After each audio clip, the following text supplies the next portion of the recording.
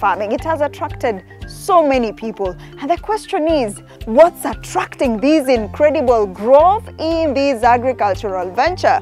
To answer that, we have to speak to our farmer today, who is going to take us through broiler farming. So shall we? Let's go.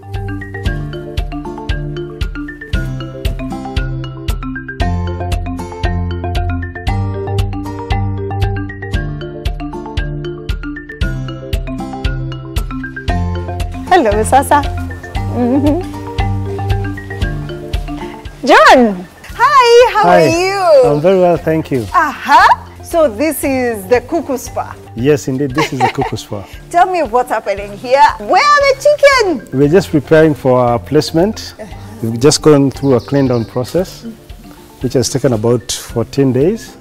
And now we want to prepare the coop for the newly incoming day-old chicks. They'll be here in about 4 days.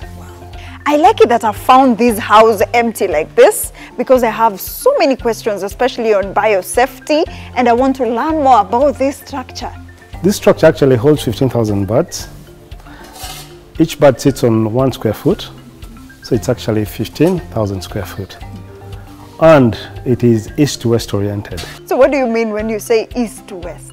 When I mean east-west oriented, I'm simply saying then the sun starts from the east and goes through all the way to the west without penetrating or getting into inside the house. So the sun will just shine on the mabatis above without any sunlight getting inside. So is it a problem when these chicken are exposed to sunlight? Yes, it is, because birds do not occupy the necessary floor space. Number 2, they can get sunburns. And number 3, they get really stressed because they have to move from one side to the other. But most importantly, when you have feed on one side of the house where the sun is, actually getting in, it warms up the food. It warms up the water. So again, the efficacy of the food is degraded and the water is warmed up more than necessary. So you find that the birds do not want to eat or drink from that side of the coop. That's why it must be east-west oriented. Wow, that's quite interesting. But what are other things that people should know about a chicken coop? Well, east-west is one of the greatest parameters. Ventilation is also key.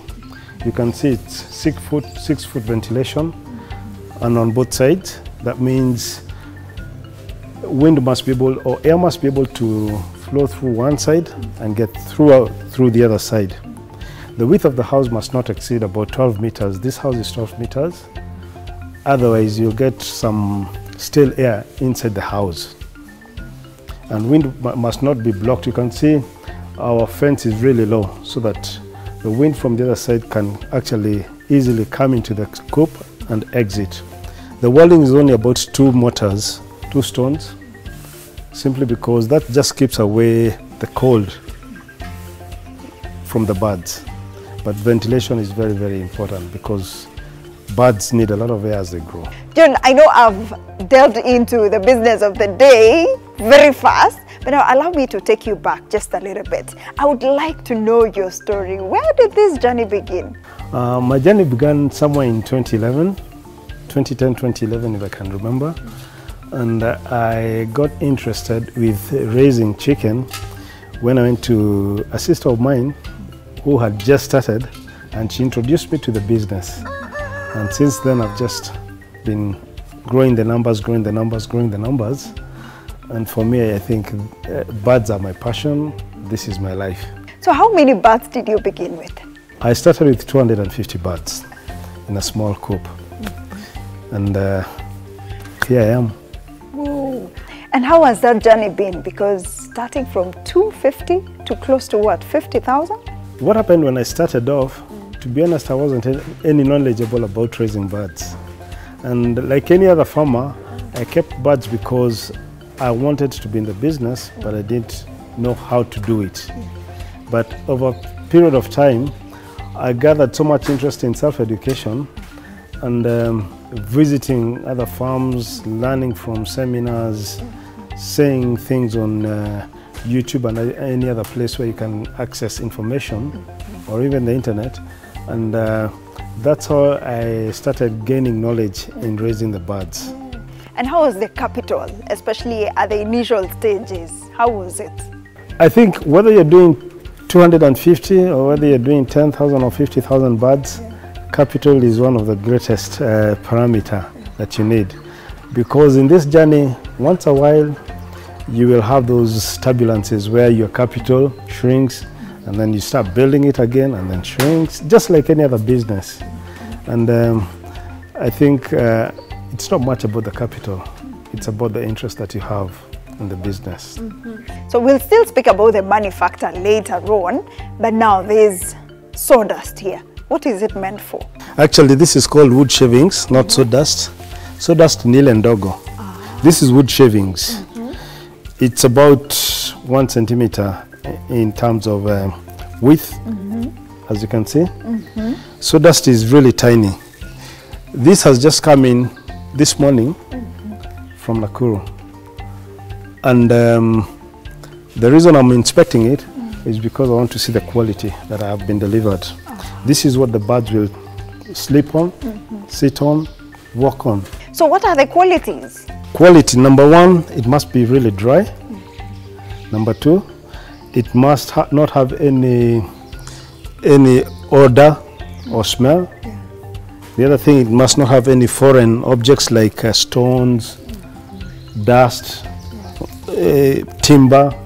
Another thing that I've noticed when I was coming in here, I saw you have so many cylinders right there. In a typical farm, I know I would have found something like a jiko.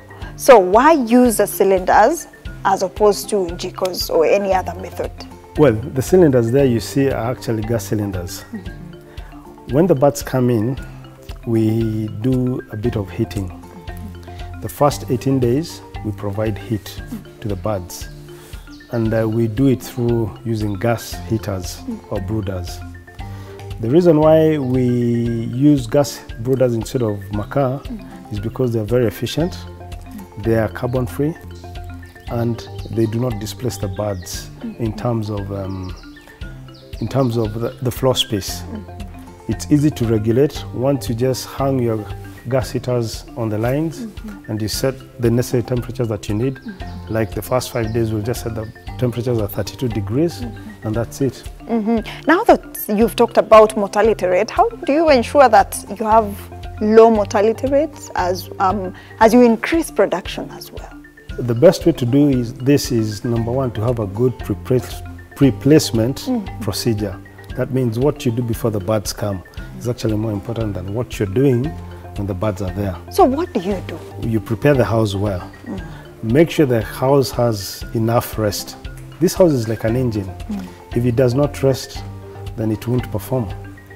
Number two, have proper equipment for every stage of the bird, the growth. Number three, have enough wood shavings to cover the entire floor space so that birds do not get into contact with cement or any other thing. Number four, have trained staff and good management practices. So that way you will be able to lower your mortality because you've actually introduced a bird to a new environment. It was in the hatchery, that's a different environment. It came through transport, that's a different environment where there is stress. And now again, you've placed it in a farm. If it does not get good management practices in the farm, then definitely you're going to end up with a high mortality. And now let's talk about biosafety measures in Kuku Spa. Tell us about it. Once you are out of here, no other visitor is allowed up to the birds are 21 days. Because we say visitors, be it people, be it birds, those are what introduces diseases to the farm. So we try as much as possible to keep away visitors, to keep away wild birds from the farm and from the chicken coop. Number two, we have good sanitation and cleaning procedures of the farm, such that everywhere you walk in the farm is actually cemented and it is cleaned and washed daily. Number three, we have foot dips in every house and as you get into the farm, meaning wherever before you get into contact with the chicken, you've actually passed through certain procedures where we are trying to eliminate or reduce the risk of disease, introduction of diseases. Yeah.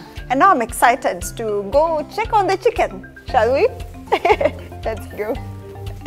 This is really clean. Yeah, thank you. Well, I'm sure by now you've learned so much about the chicken coop.